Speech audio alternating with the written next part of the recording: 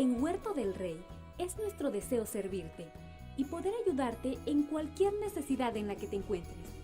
Un lugar donde puedas encontrar amor, ayuda, esperanza, perdón, guía y aliento.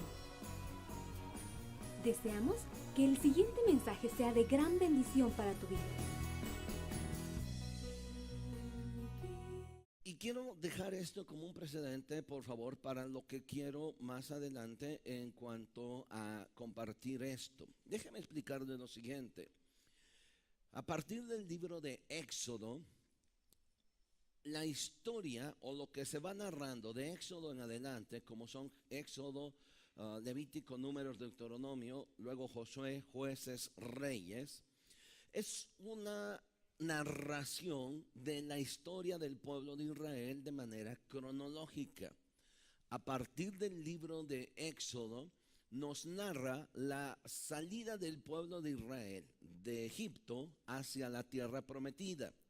En esa salida, esa narración la podemos nosotros encontrar Éxodo, Levítico, Números y Deuteronomio.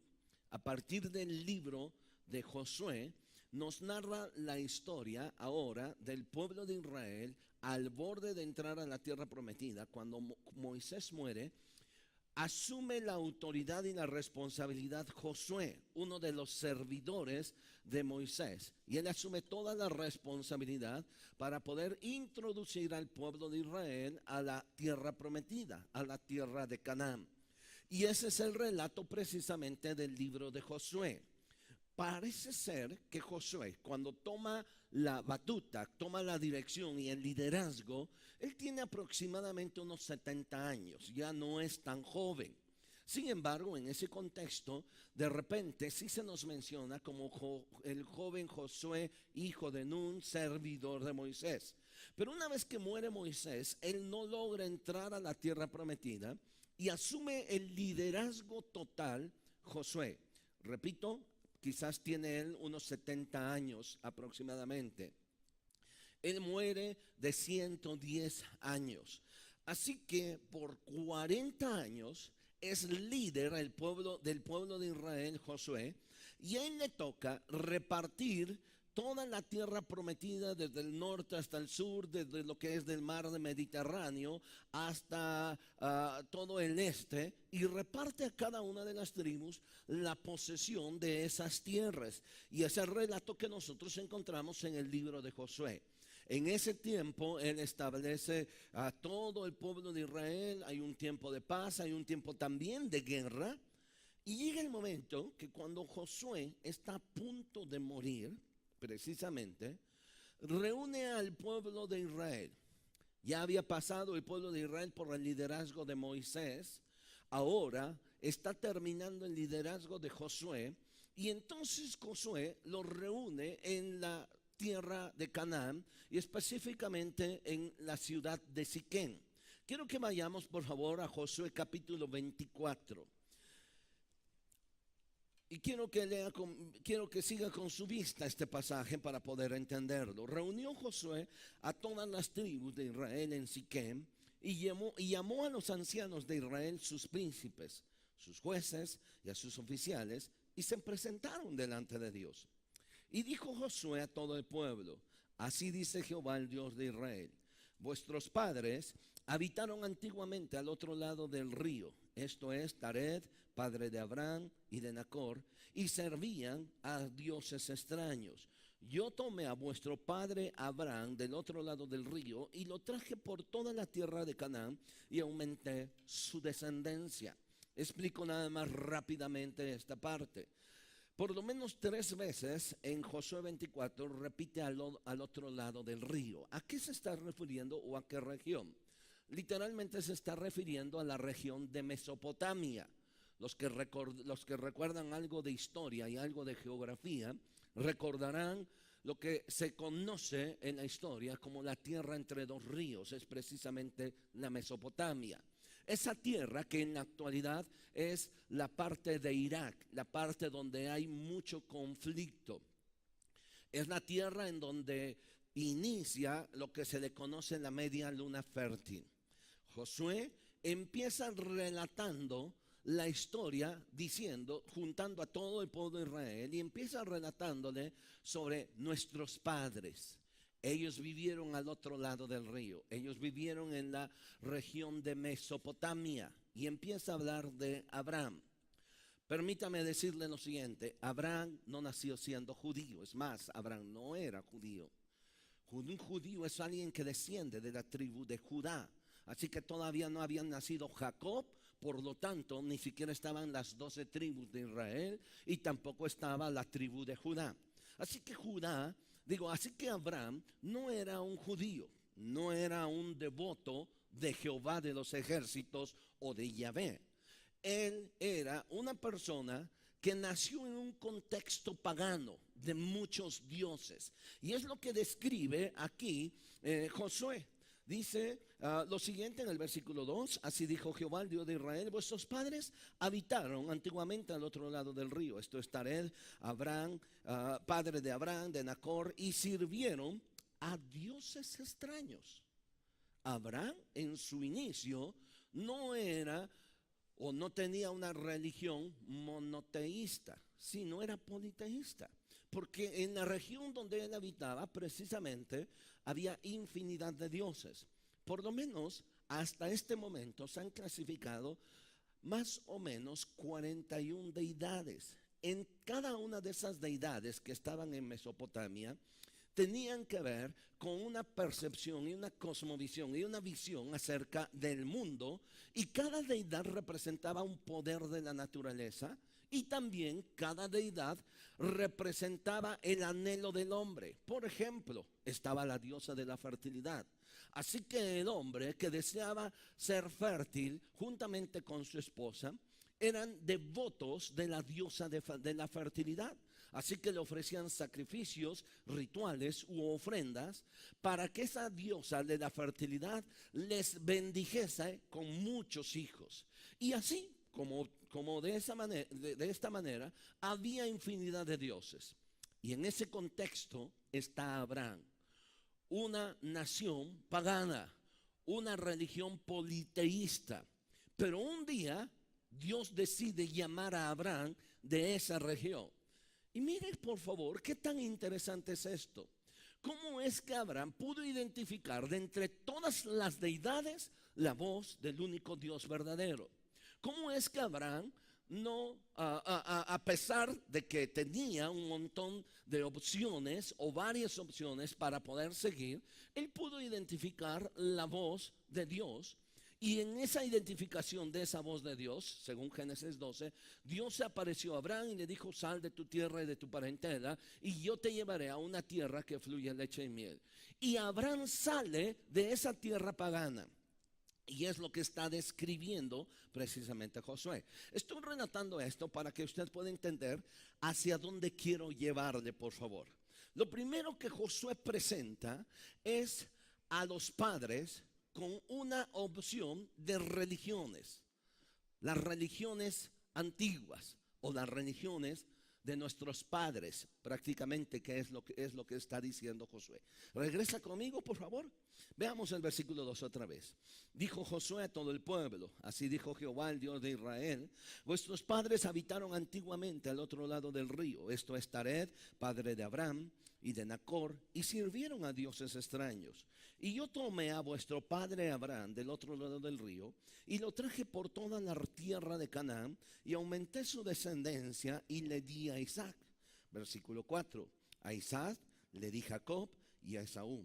Y a Saúl le di el monte de Seir para que poseyese. Pero a Jacob y sus hijos descendieron a Egipto. Y empieza a relatar lo que conocemos cuando van en el tiempo de hambre y descienden a Egipto en busca de alimentos. Cuando está José, vamos por allí, van conmigo. Ahora es lo que está relatando. Versículo 5. Yo envié a Moisés y a Aarón y herí a Egipto. ¿Por qué?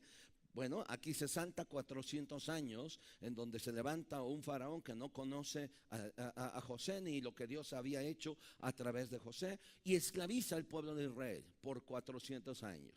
Después levanta a Moisés, es el relato que está diciendo Josué. yo envié a Moisés y a Aarón y herí a Egipto conforme a lo que hice en medio de él, y después les saqué a vuestros padres de Egipto, y cuando llegaron al mar, los egipcios siguieron a vuestros padres hasta el mar Rojo con carros y caballería. Cuando ellos clamaron a Jehová, él puso oscuridad entre vosotros y los egipcios, e hizo venir sobre ellos el mar, el cual los cubrió, y vuestros ojos vieron lo que hice en Egipto. Después estuvisteis muchos días en el desierto. Yo les introduje en la tierra de los amorreos. ¿Cuál es la tierra de los amorreos? La tierra de Canaán, la tierra que ahora ellos van a conquistar.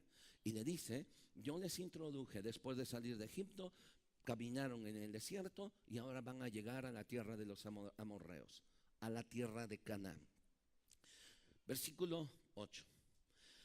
Que habitan al otro lado del Jordán, los cuales pelearon contra vosotros, mas yo los entregué en vuestras manos, y poseísteis la tierra y las destruí de delante de vosotros. Después se levantó Balac, hijo de Zippor, rey de los moabitas, y peleó contra Israel, y envió llamar a Balaam, hijo de Beor, para que os maldijese. Mas yo no quise escuchar a Balaam, por lo cual os bendijo repetidamente y os libré de sus manos. Pasasteis el Jordán y vinisteis a Jericó, y los moradores de Jericó pelearon contra todos vosotros, los amorreos, los fariseos, los cananeos, los heteos, los gergeseos, los heveos, los jebuseos, y yo los entregué en vuestras manos. 12.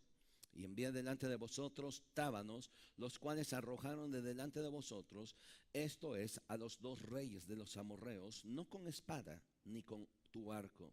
Y os di la tierra por la cual nada trabajasteis, las ciudades que ustedes no edificaron, en la cual moráis, y de viñas y olivares que ustedes no plantaron y ahora están comiendo. Versículo 14. Ahora pues, y vean, aquí es donde quiero que vaya conmigo.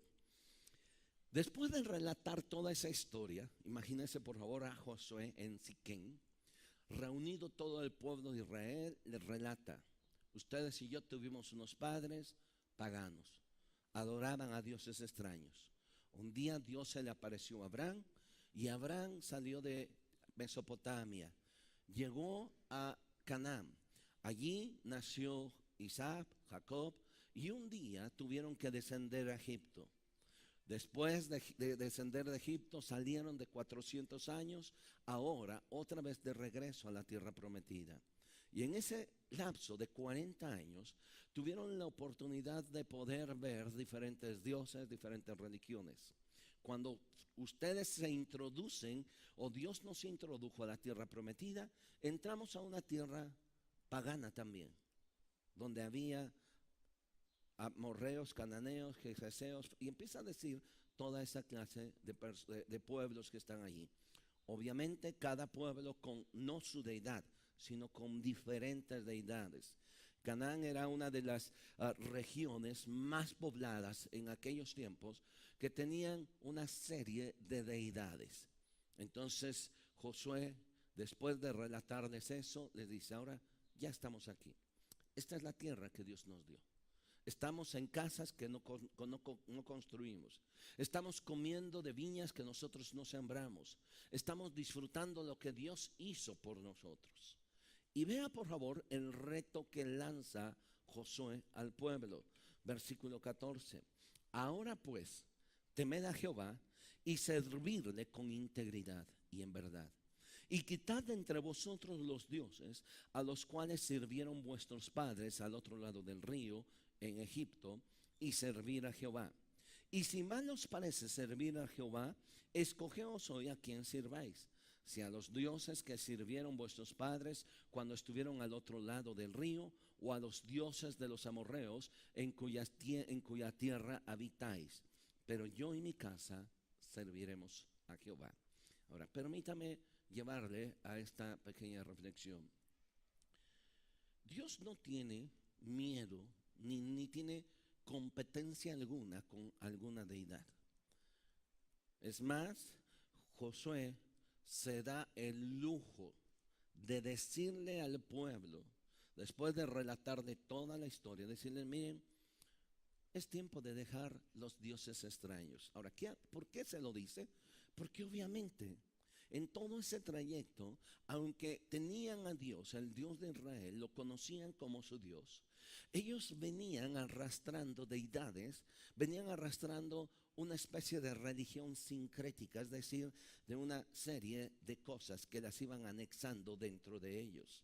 Creían en Dios, pero también tenían dioses paganos entre ellos. Y Josué lo sabía. Así que entonces él les hace un reto y les dice, es tiempo de servir a Dios. Y subraya esa palabra, servir a Dios. Porque no se trata de ser un devoto de Dios. Hay una gran diferencia. Hoy en día la mayoría de nosotros decimos, o la mayoría de la sociedad, si hacemos una encuesta, ellos pueden considerarse cristianos por una razón, solamente porque son devotos o porque asisten a tal o cual iglesia, aún entre nosotros.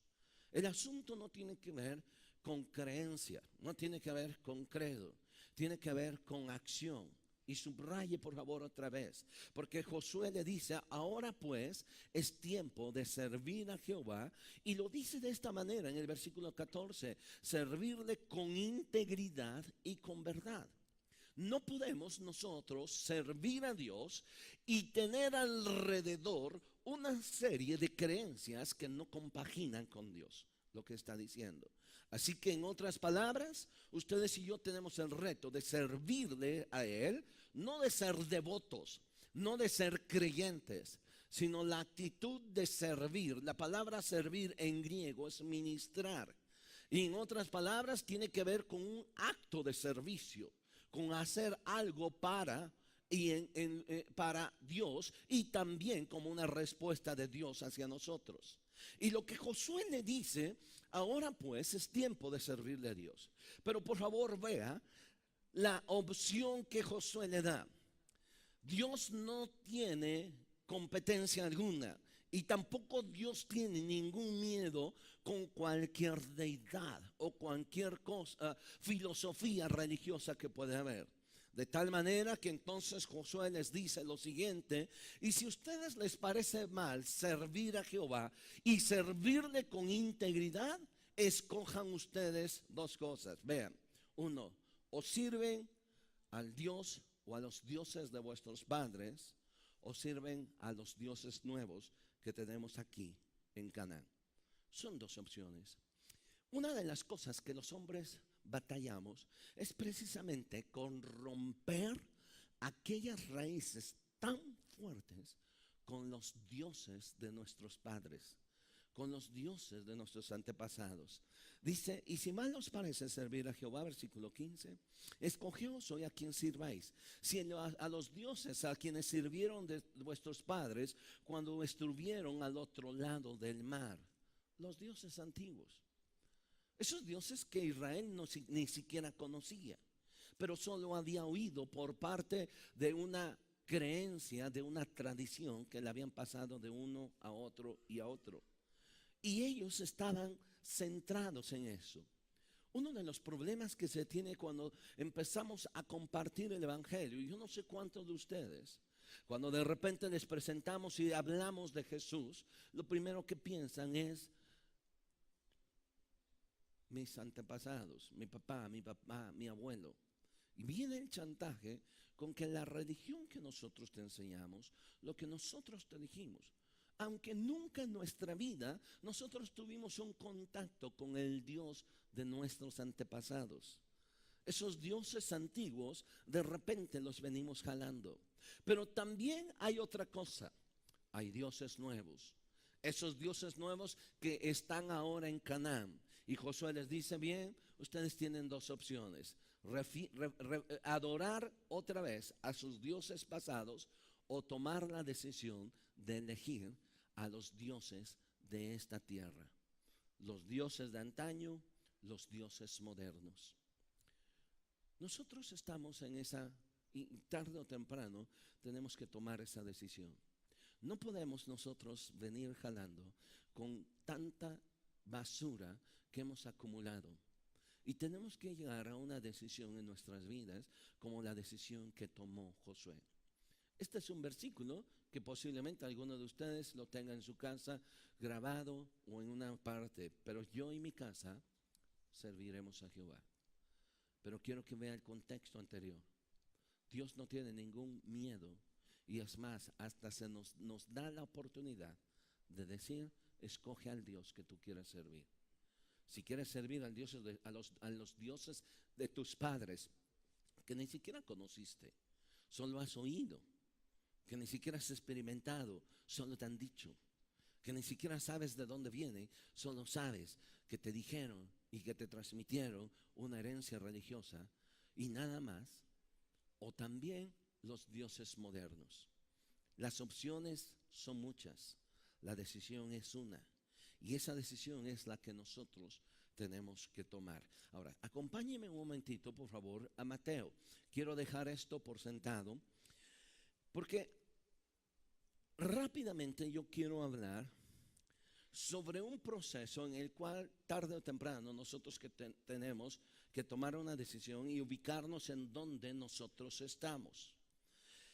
Ese proceso tiene que ver con la vida cristiana. No olvide lo que yo le acabo de decir, por favor.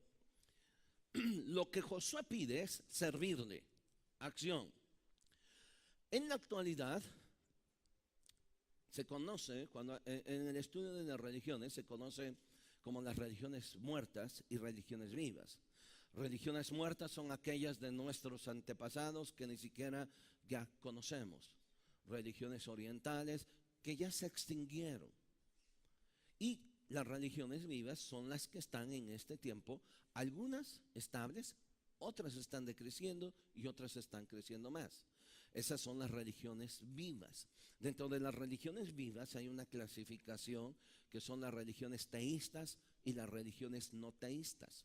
Las religiones teístas son las religiones que tienen un Dios personal. En este caso se clasifican tres: judaísmo, islam y cristianismo. Curiosamente, esas tres religiones teístas son religiones monoteístas. Espero que no les esté complicando, nada más para que podamos entender esto. Pero también hay otro que son religiones no teístas. No tienen un Dios personal, sino hay una infinidad de deidades, entre comillas, pero no las consideran como una deidad superior, sino otra vez el mismo concepto que se tenía en la antigüedad, en Mesopotamia, es el mismo concepto que se tiene hoy en día, como por ejemplo en el hinduismo. Esa religión y el shintoísmo es una religión que se considera no teísta, no hay una deidad. Hablan de Dios solamente como una metáfora o una idea o una imagen para poder ser mejor y llegar a elevarse a un poder superior. Y no les explico más. Ahora, dentro de las dos hay algo que se le conoce como que hay religiones contemplativas. ¿Cuáles son las religiones contemplativas? Bueno, la religión contemplativa es aquella que no hace nada por la sociedad. Son las religiones que se abstraen, se cierran en sí mismos y entonces buscan una elevación superior para poder encontrarse consigo mismo y con su deidad. De tal manera que entonces es ahí donde surgen los monasterios, que entre comillas no es exclusivo solamente de los cristianos, sino también hay monasterios budistas, hinduistas, shintoístas, de todo ese tipo de religiones. Ahora, ¿cuál es la función de esos monasterios?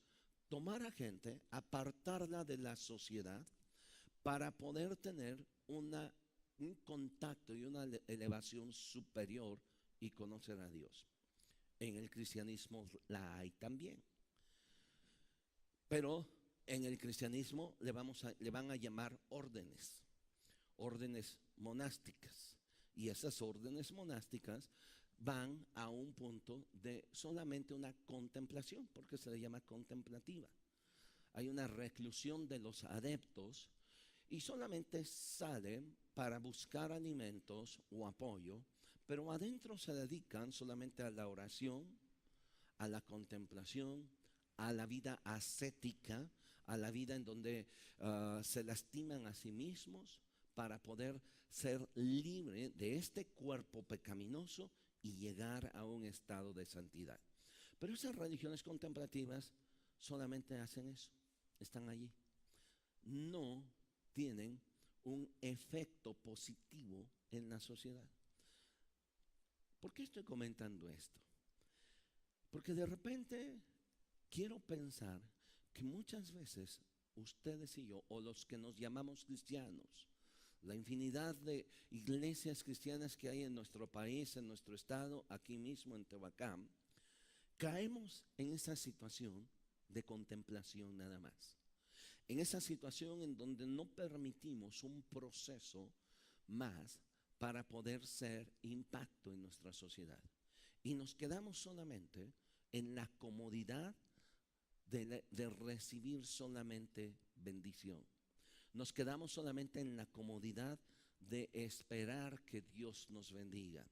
Por eso hice hincapié en Josué, donde Josué les dice: si mal os parece servir a Jehová con verdad e integridad, ustedes sirvan a otro Dios, pero sírvanle. Lo que está diciendo, no pueden vivir el resto de su vida de una manera pacífica y tranquila. Tenemos nosotros la idea siguiente: es que yo no quiero tener problemas. Para no meterme en problemas, mejor no me meto con nadie. Pero eso no es el cristianismo. El cristianismo no es una religión contemplativa.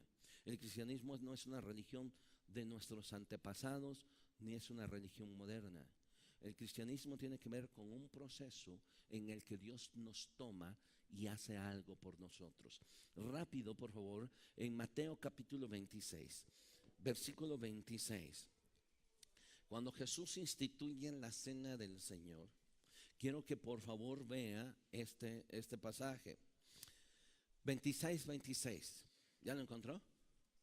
Mateo capítulo 26, versículo 26. Mientras comían, tomó Jesús el pan, bendijo y lo partió y dio a sus discípulos y dijo: tomad, comed, esto es mi cuerpo. Ahora, sin que pierda este pasaje, ponga algo allí, lo que usted quiera, y vaya conmigo a Lucas capítulo 24. En Lucas capítulo 24 no es la institución de la Santa Cena, sino es un tiempo también cuando Jesús había resucitado. Había un desánimo por los discípulos, y en este desánimo que ellos tenían, ellos iban camino a Emaús, una ciudad. Y mientras ellos iban caminando, Jesús se acercó con ellos. Después de que se acerca con ellos, empieza a platicar y les empieza a decir: ¿ustedes qué pláticas traen? O sea, ¿qué rollos traen ustedes? ¿Por qué están enojados? Y ellos le empiezan a decir: ¿acaso tú eres forastero? No reconocieron que iba Jesús. Y dicen: ¿eres forastero? ¿No has escuchado lo que pasó con Jesús de Nazaret? Y empiezan a decirle lo que había pasado. Fue un hombre, varón del Espíritu, lleno de Dios, del Espíritu Santo, etcétera.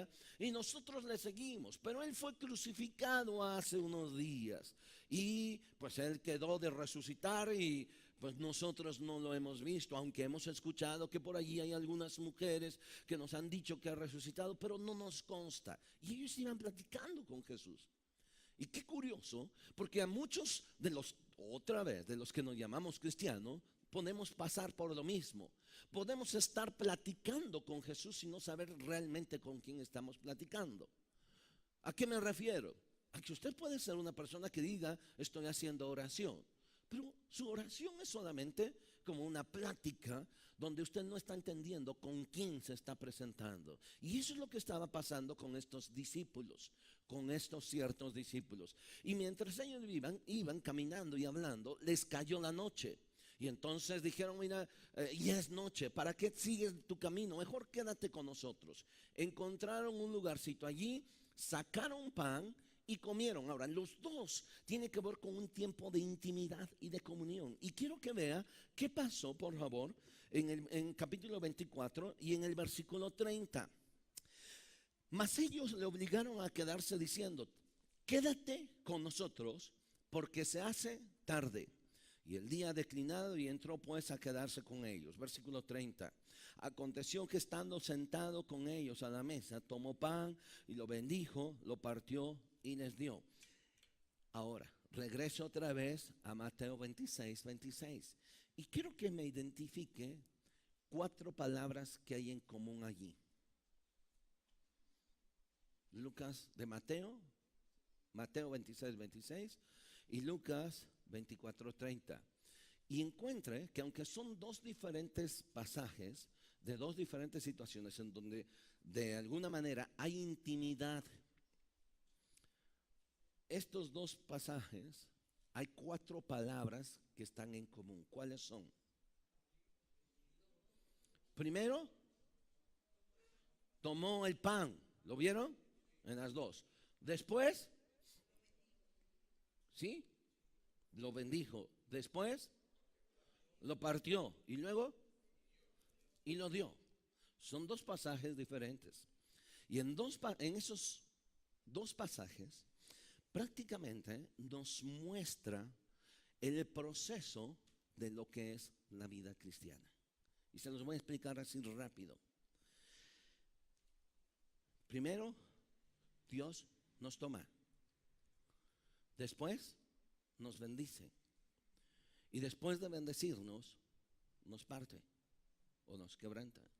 Y después, nos reparte para hacer de bendición. Se los vuelvo a repetir de esta manera. Dios toma algo para bendecirlo. Él no va a bendecir lo que no ha tomado.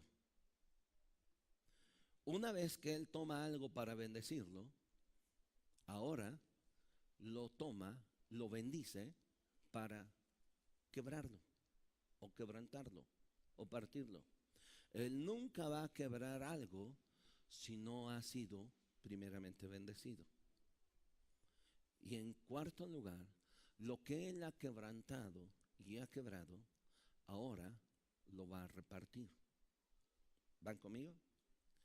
Quiero que entienda que ese es el proceso de la vida cristiana. Los primeros 2 posiblemente tienen que ver con algo que nosotros a lo mejor hemos pasado, pero los últimos 2 son en donde nos hemos atorado. Rápido. Primero Dios nos toma. Lo primero que Jesús hace es tomarnos y luego nos bendice. Él no puede bendecir, quiero decirle, lo que no ha tomado. De repente nosotros estamos pidiéndole a Dios, dame tu bendición. Y puede pasar con un tiempo intenso de pedirle la bendición de Dios sobre su vida, pero no va a bendecir algo que primeramente no ha tomado. Así que lo primero que Dios va a hacer en nuestras vidas es tomarnos. Y eso es lo que Dios hizo o ha hecho con algunos de nosotros. Si usted hoy viene por primera ocasión y no ha sido tomado por Dios, no espere que Dios le bendiga. Usted puede esperar algunas cosas buenas de Dios, producto y esfuerzo de su trabajo, pero la bendición directa de Dios solo la va a dar a aquellos que ha tomado. Lo primero que Jesús hace es tomar ese pan para después bendecirlo. Y lo primero que Dios quiere hacer de nuestras vidas o en nuestras vidas es tomarnos. Por favor, acompáñeme rápido. No se lo olvide, por favor, los 4 procesos. En Juan capítulo 15, por favor, aquí más adelante. En Juan capítulo 15.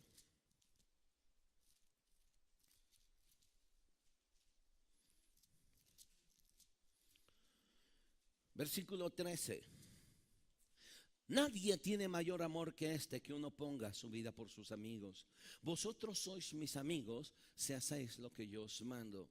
Ya no os llamaré siervos, porque el siervo no sabe lo que hace su Señor, pero os he llamado amigos, porque todas las cosas que oísteis de mi Padre os las he dado a conocer. No me elegisteis vosotros a mí, sino que yo os elegí a vosotros y os he puesto para que vayáis y llevéis fruto, y vuestro fruto permanezca, para que todo lo que pidiereis al Padre en mi nombre, Él os lo dé. Mire qué privilegio más grande tenemos los cristianos y tenemos los discípulos de Jesús, no solo somos siervos. Jesús toma a sus discípulos y los lleva un poquito más allá, a un tiempo de intimidad, y les dice: ustedes son mis amigos. Ya no son siervos, ustedes son mis amigos. Ya no son aquellos que me están sirviendo. Ahora ustedes están tan cerca de mí que ahora yo los considero mis amigos. Y es lo que Jesús está diciendo de sus discípulos. Ahora, ¿cómo consideró Jesús amigos a esos discípulos cuando ellos fueron tomados por Jesús? Versículo 16: no me elegisteis vosotros a mí, sino que yo os elegí a vosotros. Lo primero que Jesús siempre va a hacer es tomarnos. Él nos va a elegir. No es algo que yo decidí. Ahora, posiblemente usted escuchó el evangelio, alguien le dijo que si usted quería recibir a Jesús, levantara su mano e hiciera una oración, y la hizo. Y a partir de ese momento, usted puede decir: yo acepté a Jesús tal o cual fecha. Bueno, en cierto sentido, es realidad. Pero sabe una cosa: antes de que usted le aceptara, Él le aceptó a usted. Él le eligió a usted. No me elegisteis vosotros a mí, yo os elegí a vosotros. Así que el hecho de el día que usted levantó su mano fue precisamente porque Él quiso tomarlo. Él lo eligió a usted y a mí. Y lo primero que Él hizo es tomarnos en sus manos. Y en ese proceso de tomarnos, no solo ahora nos lleva a ser siervos de Él, sino ahora nos lleva a un proceso de intimidad. Y ese proceso de intimidad tiene que ver con ser llamados amigos de Él. Jesús les dice: nadie tiene mayor amor que este, sino aquel que pone la vida por sus amigos. Vosotros sois mis amigos. ¿Y qué privilegio tenemos? Ya no soy siervo, ya no soy el que sirve, el que termina su tarea y se tiene que ir a su cuarto. Ahora yo te estoy sirviendo, pero termino mi tarea y me quedo con mi amigo, porque me has tomado. Ahora, el segundo caso: Jesús me toma. Después de haberme tomado, ¿qué hace Dios conmigo? Me bendice. Regrese a Mateo 26. Mateo 26, 26. Jesús tomó el pan. Después lo bendijo. Otra vez. Lo que Dios ha tomado, lo va a bendecir. Y quiero que eso se le quede clavado hoy, en esta mañana, en su corazón. Si Dios le ha tomado, usted debe de tener la absoluta certeza de que Dios le va a bendecir y no le va a dejar igual. Y dentro de esa bendición tiene que ver de esa comunión. Ahora, regularmente nosotros identificamos bendición con cosas, ¿no? Prosperidad, con coche, con casa, con seguridad económica. Eso no es bendición. Bendición tiene que ver con un estado en el que podemos tener eso o no tenerlo, pero igualmente sentirnos bendecidos. Porque entonces podríamos decir que hay mucha gente en nuestra sociedad que no está bendecida, al contrario, que está maldita. Porque no tienen casa, no tienen techo, no tienen vestido. Viven no solo al día, sino viven atrasados 2 días antes. La bendición no tiene que ver con cosas. Porque Dios prometió y dice que Dios es tan bueno que hace salir el sol sobre malos. Así que la bendición de Dios no es porque Él es bueno y porque Él es malo. La bendición tiene que ver con un estado. Y de empezando que somos sus amigos. Y eso es suficiente bendición. Efesios capítulo 1, versículo 3. Efesios capítulo 1, versículo 3. Pablo dice: bendito sea el Dios y Padre de nuestro Señor Jesucristo, que nos bendijo. ¿Ya lo encontró? Que nos bendijo con toda bendición espiritual en los lugares celestiales en Cristo, según nos escogió en Él antes de la fundación del mundo, para que fuésemos santos y sin manchas delante de Él, en amor habiéndonos predestinado para ser adoptados hijos suyos por medio de Jesucristo, según el puro afecto de su voluntad. ¿Cuál es la bendición? ¿Cosas? Fuimos hechos hijos de Dios, lo dice este pasaje. Y el hecho de ser hijos de Dios nos hace que nosotros estemos en lugares celestiales. Dios nos toma, pero nos toma para bendecirnos. Dios no puede bendecir lo que no ha tomado. Si usted en esta mañana viene por primera ocasión, yo quiero animarle a que deje que Jesús le tome y le abrace. Pero después viene lo más difícil. Porque después de que toma, bendice, ¿qué hace? Parte. Uy. La palabra partir en griego significa quebrar. Y es aquí donde es el talón de Aquiles de los cristianos. Este proceso en el que solo nos quedamos en la bendición, pero no pasamos al tiempo de quebrantamiento. Lo que Dios ha tomado lo bendice para luego quebrantarlo, para luego quebrarlo. Ahora, ¿qué significa esto de quebrar? Juan capítulo 12, por favor. Juan capítulo 12, versículo 24. Jesús dice: de cierto os digo, que si el grano de trigo no cae en tierra y muere, queda solo. Pero si muere, lleva mucho fruto. El que ama su vida la perderá, y el que aborrece su vida en este mundo, para vida eterna la guardará. De cierto les digo, versículo 24, si el grano de trigo no cae en tierra y muere. Cuando cae en la tierra el grano de trigo, ¿qué es lo que pasa? Se rompe. Porque la vida está no en la cáscara, sino en lo que está dentro. ¿Qué tiene que ver con la vida cristiana? Tenemos que llegar a ese proceso de quebrantamiento para que nosotros podamos dar vida. Y algunos nos quedamos nada más en la bendición y no en el quebranto. Ahora, déjeme aclararle lo siguiente. Quebrantamiento no significan pruebas. Decir, es que me está yendo como en feria y Dios me está quebrantando. No, porque muchas veces el quebrantamiento le puede hacer más orgulloso porque salió de allí. Ya la hice. O el quebrantamiento lo puede llevar a un resentimiento contra Dios. Así que problemas y pruebas no son quebrantamiento. El quebrantamiento es un proceso de Dios en el que Él hace algo por mí, rompe mi cáscara. Puede usar las pruebas, puede usar los problemas, pero no necesariamente eso. Es un proceso en el que Él quebranta, rompe para que empiece a fluir vida en mí. Y es algo que yo decido. ¿Usted ha escuchado la frase de algunas personas que tienen problemas con su esposo, su esposa o sus hijos, y que de repente, después de estar llora y moquea, terminan consolándose diciendo: es que es mi cruz? ¿Lo han escuchado? ¿Su cruz? No. ¿A qué se refieren? Bueno, a aquel pasaje que Jesús dijo: el que quiera seguir en pos de mí, niégase a mí sí mismo, tome su cruz cada día y sígame. La cruz no es algo que me imponen, la cruz es algo que yo tomo, ¿sí? Es algo que yo decido. Y déjeme decirle una cosa: la cruz significa muerte. El día que Jesús tomó la cruz, ¿hacia dónde lo llevó? A la muerte.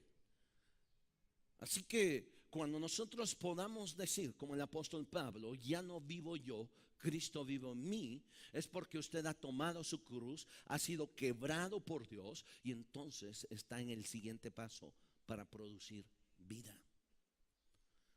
Aquí es donde empezamos a tener los problemas. Porque no deseamos, o sea, no pasa ese tiempo de tomar un tiempo con Dios: Señor, quebrántame.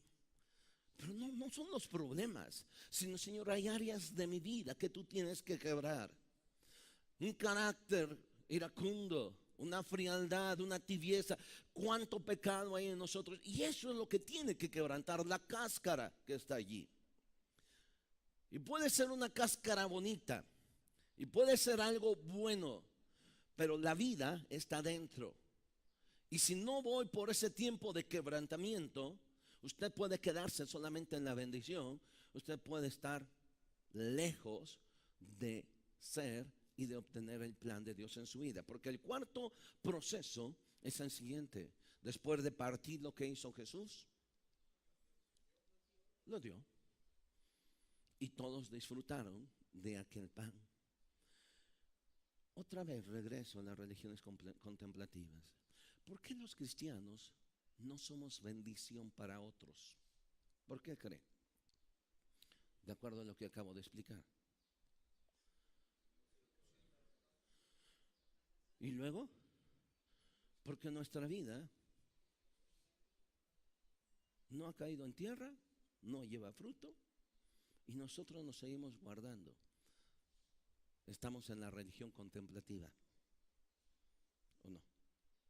Nos sentimos a gusto, pero no estamos en el proceso completo. Si el grano de trigo no cae a tierra y muere, no lleva fruto. Y el proceso de Dios es quebrantarnos, porque Dios quiere que usted y yo llevemos fruto y bendecir a otros. Termino nada más con esta historia. ¿Usted recuerda cuando Jesús alimentó a 5,000 personas? Jesús, vienen sus discípulos y le dicen: Señor, no tenemos pan, así que mejor despide a esta gente. Jesús le dice: no vayan. O sea, esta gente no se tiene que ir, denles ustedes de comer. Nosotros, sí. Y alguien dijo: Señor, tantos denarios no nos faltaría no nos alcanzaría para comprar pan. Y entonces alguien le respondió, léalo en Juan 6. Aquí hay un niño que tiene 5 panes y 2 peces. Y entonces Jesús manda a llamar al niño. El niño trae los panes. ¿Y qué es lo primero que Jesús hace? Lo bendice y después alimenta a 5,000 personas. Si ese niño no hubiera traído su pan, este es mi pan, esa gente se hubiera regresado a casa sin bendición. Pero el pan de este niño bendijo a otros, pero él tuvo que estar dispuesto a que su pan se quebrara para bendecir a otros. Si yo les preguntara en qué etapa estamos, ¿en qué etapa ha estado usted? ¿Le ha tomado? ¿Le ha bendecido? ¿Le ha quebrado?